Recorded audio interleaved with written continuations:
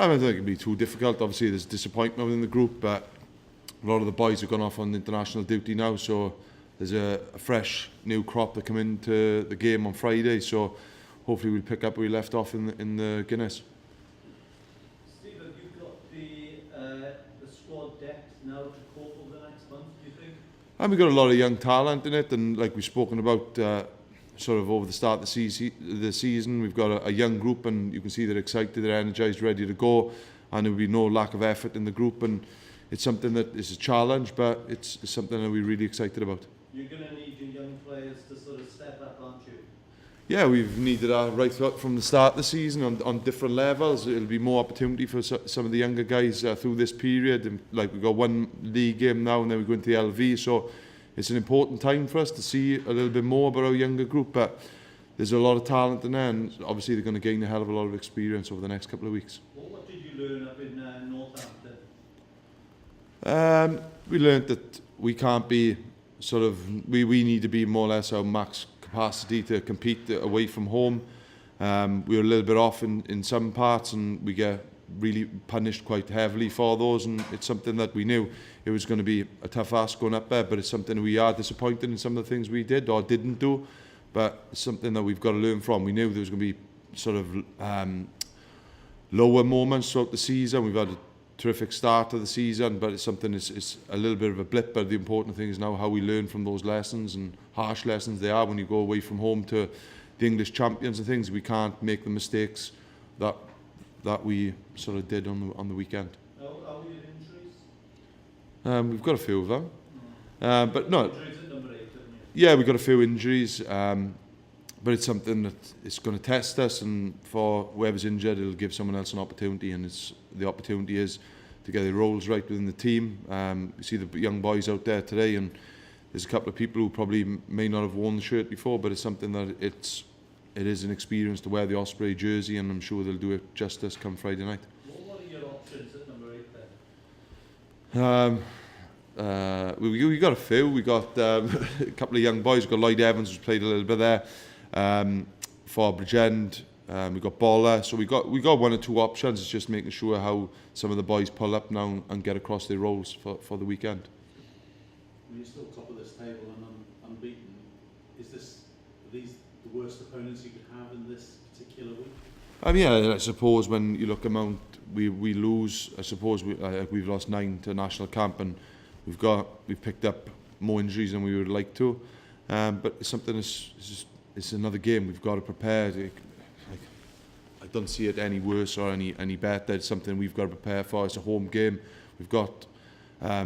We've had a good run at the start of the season, and we need to keep that momentum going, in particular through the autumn and Six Nations, where I think we only won one game last season, and that did, I think, ultimately cost us towards the back end of the season, where we had no room for error. Whereas I think if we pick up a couple more wins through those periods this year, it'll set us in good stead for the back end of the season. I'm actually back out there. How's he? He's looking right, actually. Yeah, he's looking a little bit bigger than when he left us. He's been the ultimate professional through this time. The way he's eaten, looked after himself, the training, the rehab he's done, he's worked phenomenally hard. And for any young guy who's been injured, it's worth taking a look of how he's come through, which was a pretty big operation, and it's great to have him on the field, and we're hoping to get him involved at some point on Friday night. Pardon? What was the operation? He had a hip operation, but he's feeling a lot better from it now. He had the physios worked really well with him. He's done everything in his power to get back. He learns his roles. He's been great around the young kids, and just having him out there now is people like Becky coming back into the environment that does add sort of confidence to the younger boys going into it, and hopefully we'll have Bish back as well through illness this weekend. So yeah, there's a couple of things we're a little bit light on, but in saying that, then we get Bish and Beck back, and Matavisi will come back from checking in with the Fijian group, so he's back on Wednesday. Hassler is still around, so behind we're looking, just still got a sort of a bit of depth. Beerman and Allen around, though, are they? Yeah, I'd say so. They're getting scanned tomorrow. It's going to be really tough for them to turn that around.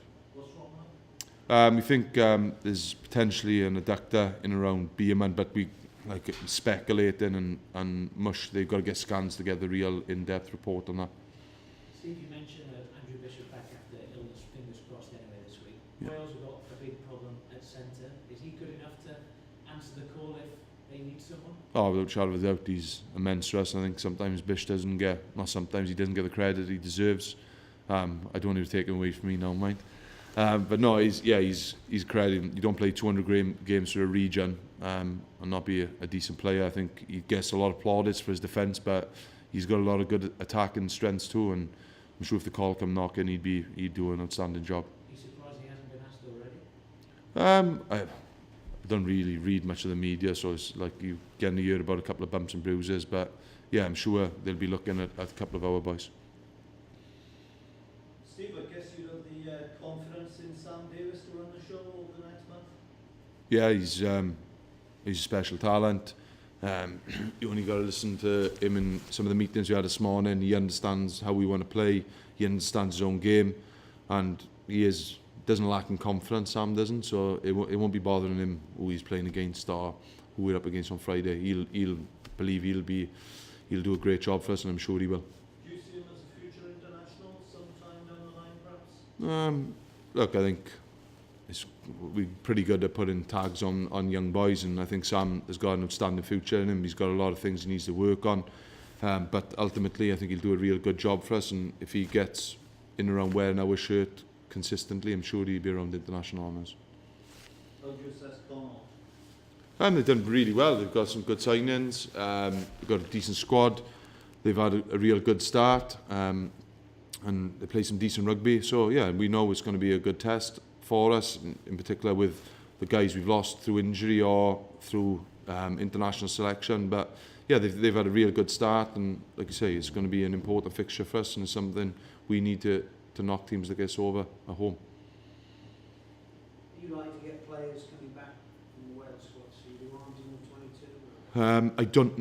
I don't know. It's like I've spoken to Gas. If his boys he feels needs minutes, then we'll probably provide that for them. So it's something that we tend to find out early in the week. In fairness, they're pretty good like that. So I'm sure we'll find out in the next day or two if we do get anyone back.